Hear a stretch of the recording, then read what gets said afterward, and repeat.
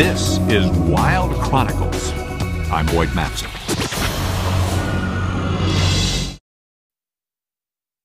A quick note of warning. The following story does contain graphic imagery.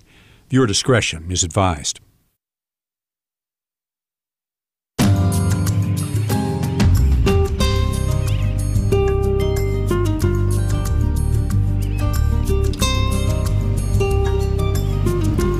My name is Susan Middleton, and I'm a photographer and author.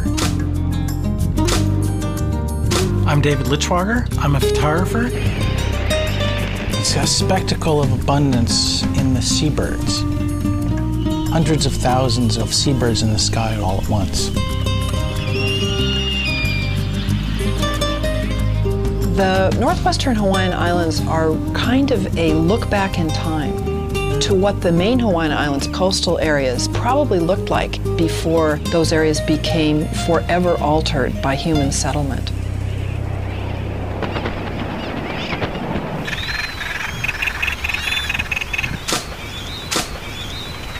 There's an interesting thing on these remote islands that the seabirds, they're not really afraid of people because it's not part of their evolutionary history.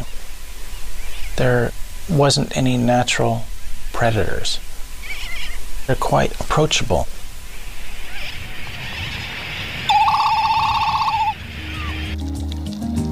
This is a lagoon, which I think tells a story about how fertile and exuberant the marine life is in the Northwestern Hawaiian Islands.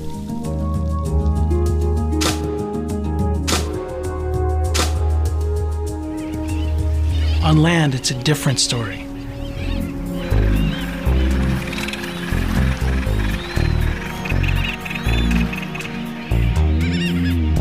Part of Laysan Island looks like this. And every single island has loads of marine debris. A lot of it's plastic, a lot of it's floats. There's a TV set. What you don't see here are ropes, nets, and lines because they are removed by volunteers. It's an entanglement hazard for monk seals and turtles. So NOAA has a marine debris program that removes them from the reef.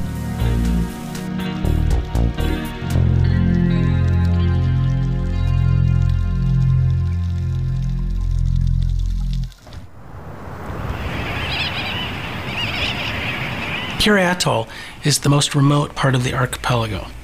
It's over 1,200 miles from Honolulu. Truly the end of the road. This was a chick that got to be a friend of ours on Kure Atoll. We called it Shedbird.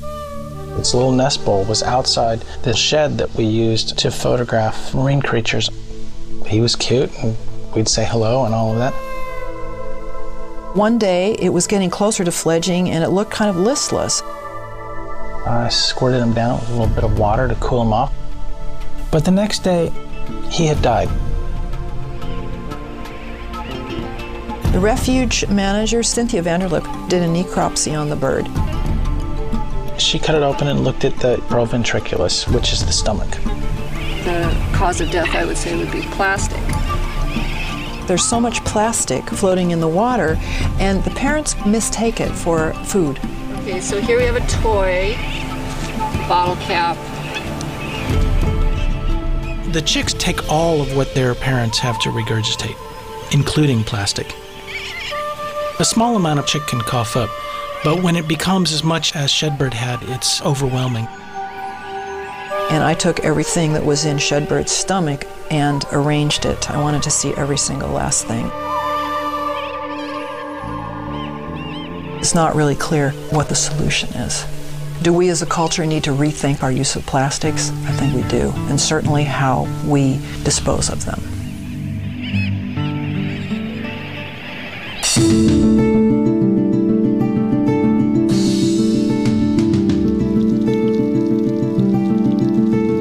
This is a place where wildlife reigns, where its virtual remoteness has allowed it to remain so intact for so long. But not anymore. Nowhere is remote now. Look at the marine debris. Look at the marine plastic.